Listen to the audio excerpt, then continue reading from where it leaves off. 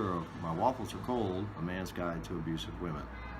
On today's segment, we're going to talk about no contact. No contact is generally used in all relationship advice, specifically to abusive relationships. It's very important. Now, what is no contact? Well, it's what the name says. It's no contact.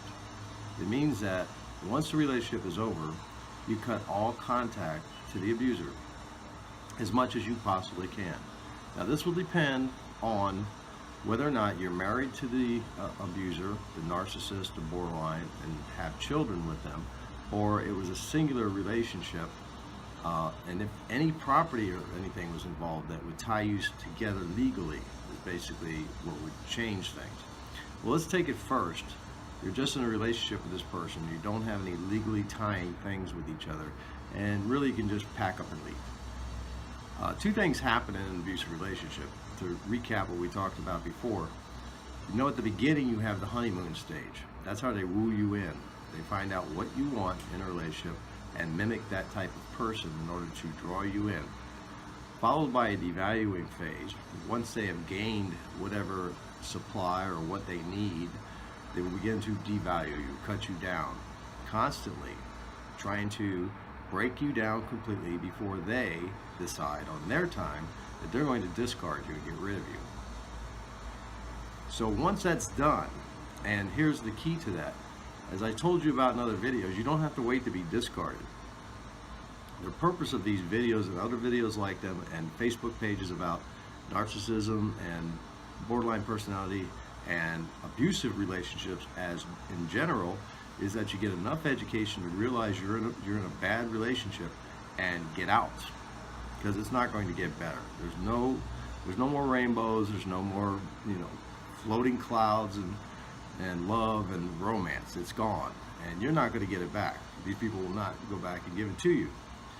So you get out, or they discard you. Either way, the best thing you can do, and the only thing you can do, providing there's no property and marital things and children and that would cause visitation rights, is to go no contact. And what that means is there's many forms to contact somebody today. It's not the old days where somebody could call you on the phone or send you a letter. Either way, it would be easier to dump contact with them. Today you have cell phones, and you have the internet, and you have social media accounts, and you have all of these things in there and giving avenues and ways of attack. I was a military man for many years, and what happens that we learned early on is once you build your fortress, you got to make sure that all of the entryways are blocked and guarded. So you begin with your phone. You change your number. You call your cell phone provider, and you tell them, I was in an abusive relationship, and I make sure that my former abuser is not able to contact me. May I change my cell phone number? And they'll do that. Usually it'll cost a little fee, like $10 or something. They'll change it. And if they won't, get you a new cell phone company. But get that number blocked so they don't know what it is. And don't give it to anybody you don't really know.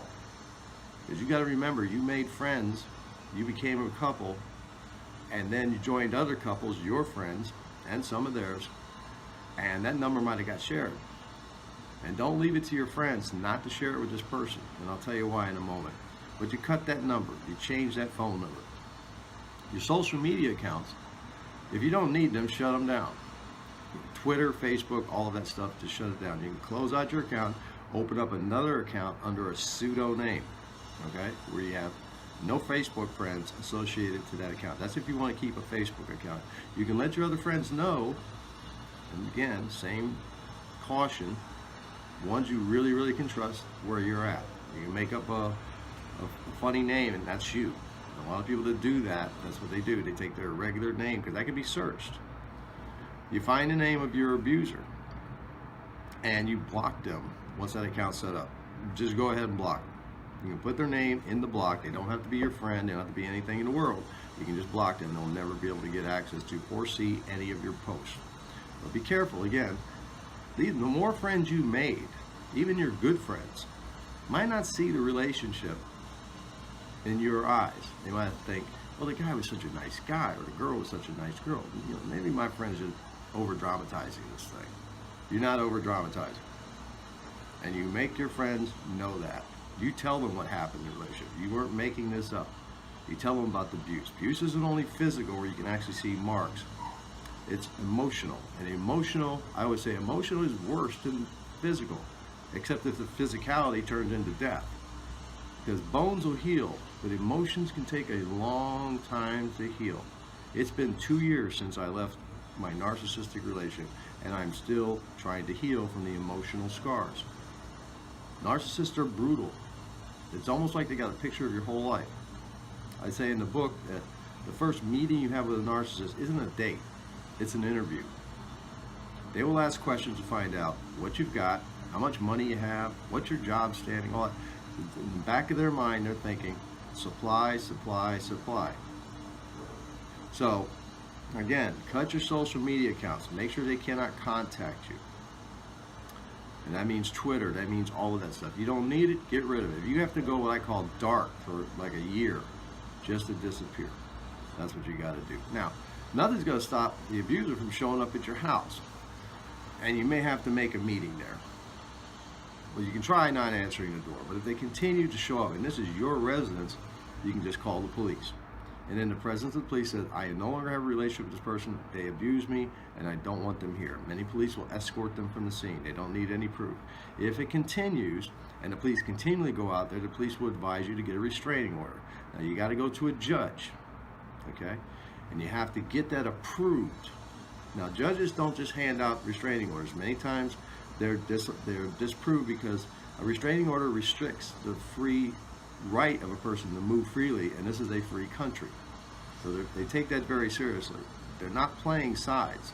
They got to take it so you need to have proof, which is why I say while in the relationship and you begin to discover what these people really have and what they're after, like I did in my relationship, you start to journal it, okay? Dates, times, people, places, the whole thing. Yeah, sure, it's your journal, your word, but when a judge sees that, they know you've been keeping track of something, not making it up. And you got more of a chance, especially after they keep coming in the presence of police officers, and the police officer says, you're not wanted here, and they keep showing up. That's another, and you can get restraining orders, and usually that'll send the person packing. Now, if the person was a malignant narcissist or a borderline, the borderlines have a far more propensity to violence, especially if they have what's called coexistence of other disorders within the cluster B, such as antisocial behavior, okay, or even histrionic. They can go out of control. If you think about Travis Alexander, remember him? He was in the news.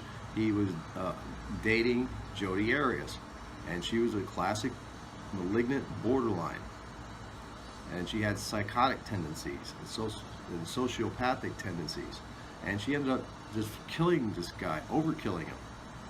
He just couldn't let go of her. That spell was still on him. She never really went into the discard stage, okay? She basically honeymooned him throughout, but he tried to pull away. Sometimes a little too much sugar can scare somebody away. When he tried to back out, she poured it back on.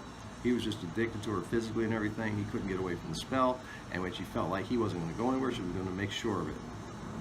And she felt she could fully get away with it. So you got to be careful with these people. They're nothing to play with. When you get out of the relationship, you want to block the relationship. You want to block any access to the relationship, because they're going to try something. If they want to come back, what they're going to do, you'll get a phone call. They'll get some way through to you. Letter, whatever. I'm sorry. You're right. I need help. But I love you so much. Oh, blah, blah, blah. That's called hoovering. It's named after the vacuum cleaner. They're going to try to suck you back in. In my relationship, the first break was from the narcissist. And I was happy. I remember the day she walked out and I said, good, I'm over this already. Previous to the narcissist, I'd been married for 30 years. My wife died of cancer. I was really not trying to make this relationship end. I was married 30 years. There's a lot of things you have to do to stay married that long. And I thought maybe this was just, growing pains. And then when I became aware it wasn't growing pains, as I said in my previous video, it wasn't until I was hospitalized from the damage of this for 3 days that I had a therapist point me to the possibility that she may be a malignant narcissist. And that got me thinking. All the behaviors and characteristics were straight on. So that's what you got to do. You got to cut the contact. You can't play with these people. And don't let them hoover back in with a phone call. If you got them properly blocked, they won't be able to do that. And if they try that, because I did that, I fell for the hook, and another month of pain and suffering until I walked out. Because I already knew enough about it, and I saw it wasn't going to change. And I felt a little better because I got to do the walkout. But leaving them and going no contact and to punish them isn't the purpose. The purpose is you take back control of your life and begin to heal again. Begin to heal again. That's the purpose of no contact. It's not about, again, it's not about punishing them, because they don't care anyway.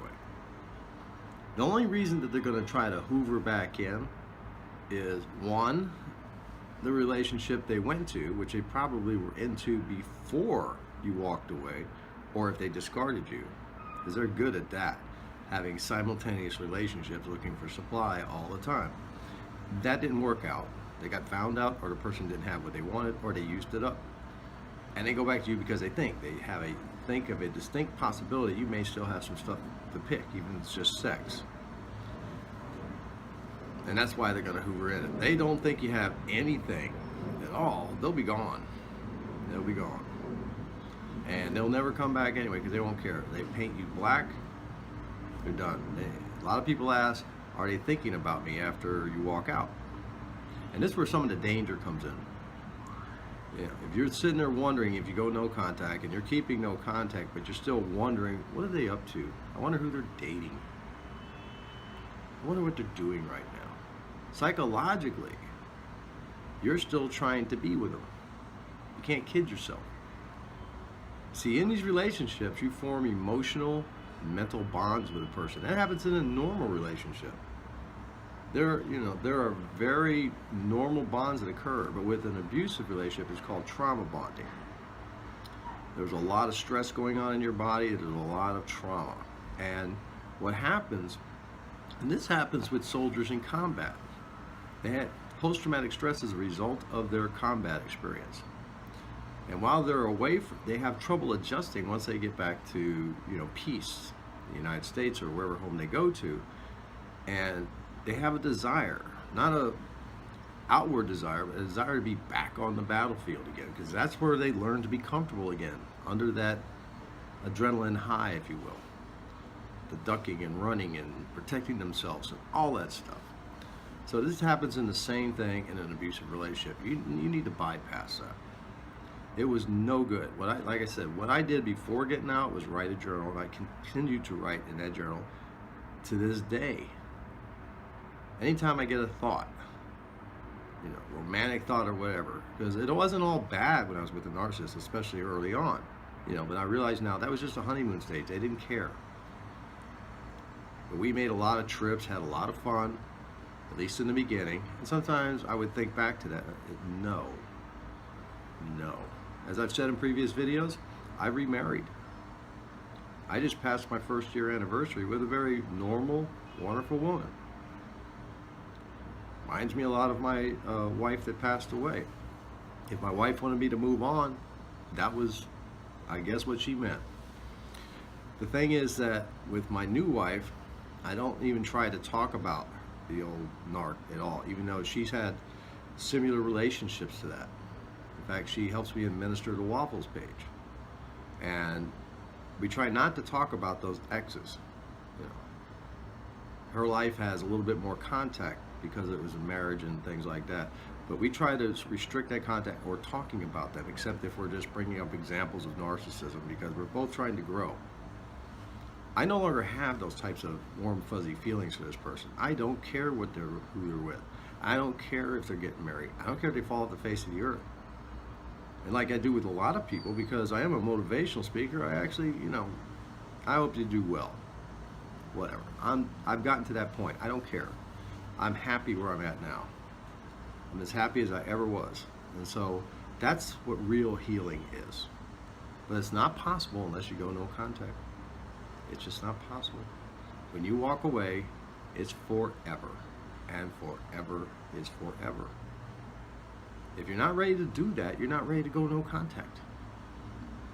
It's like I used to help alcoholics and addicts, and they say, well, I'm not sure if I'm really an alcoholic, and I need to go back out and drink some more or do some more drugs. And I'm looking at them, and they have 5 DUIs, they've been in jail 30 times. I said, well, maybe you don't have enough research and development. Then go back out. Hopefully you come back. But if you're not firmly convinced, go back. And invariably, some of them would, and then come back three times as beaten up as they were before. And they go, I think I have a problem. I said, that's a good assumption. So if you want to return to I call the dump pit, trying to make it a clean video, then try it again. When you get all beaten and bloody, you're going to come out the same way or worse. You're going to come out the same way or worse. Don't be that kind of person that stands at the door of a closet and somebody goes in and comes out all beaten up and bloody and say, man, don't go in there. Don't go in there. And be one of those persons that likes to touch wet paint signs and go in there. And you're going to just come out as beat up as they were. It's not going to be any different, no matter what you try to do. You got to get it in your mind that this was a false relationship. You were picked, you were used, you were abused by a crazy person. A narcissist, a borderline, a psychopath, a sociopath. These people can go get help, but not with me. My old narc can go get help. God bless you. You're not going to go with me. I don't care anymore. And that's what you got to get to. That's the point of no contact. Thanks for listening to this video. Keep looking for new ones all the time. Visit the Waffles page. My Waffles Are Cold, A Man's Guide to Abusive Women. Again, it's a good resource. There's lots of resources like it. Similar pages on Facebook. We reach tens of thousands of people a day. I'm very happy about that because all for me is to get the word out to other people. And at Amazon, in the Kindle section, you can pick up my book, My Waffles Are Cold, A Man's Guide to Abusive Women. It's available in Kindle, and a hardback copy is coming out very soon. It takes a while for Amazon to do the work to get that done. And there will be a follow-up book that deals specifically with borderline women. There's the two subjects that mainly you're going to find on my Facebook page. Again, there is histrionic and there is the antisocial. But most of us guys, and women included, have run into either narcissistic or borderline people. And borderline, while being in the same cluster in the diagnostic manual, has its differences in both therapeutic approach and whatnot. And you need to treat them a little separately, although some of the characteristics are the same. So look for those resources, look for those references. They're all over the place on the internet. All kinds of articles about no contact. I've given you my spiel on it. It's in the book. Look as many places you can. Find something that fits. There's not a one-size-fits-all approach to this stuff. I use different information. I used to run stress seminars. I did them for 10 years. I told people I'm going to tell you what the stress is. I'm going to tell you how a good way to deal with it is and give you tools, but how you use those tools is totally individual and up to you. Do whatever it works. But my hope for you is that you'll learn enough to where you not only get away from the abuser that you're with, but you inoculate yourself like a vaccine against ever getting into that type of relationship again. Again, I'm TP McAtamney of My Waffles Are Cold, A Man's Guide to Abusive Women. Have a great day.